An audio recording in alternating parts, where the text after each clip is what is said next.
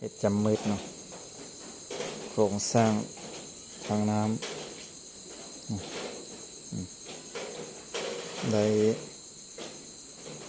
60%แล้วเนาะความสูง6 เมตร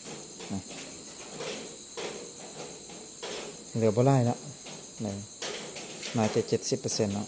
เพราะว่าอันนี้เล็กยึดเล็กยึดเสาแผ่นเพลทเนาะเพลทเนาะ4 แผ่นเนาะเชื่อมติดกันเนาะเอาเหล็กเป็นพื้นเสาตะแกรงเนาะพื้นตะแกรงเหล็กเพื่อจะได้ยึดใส่กับแผ่นนี้นะใส่เหล็กนี่อุปกรณ์บกเนาะโอ้ในเวลาไหว้พระสวดมนต์ก็เดินเมตตาภาวนาต่อเนาะหลังจากเฮ็ดเวียกแล้วก็ไปเฮ็ดกิจวัตรของสงฆ์ต่อ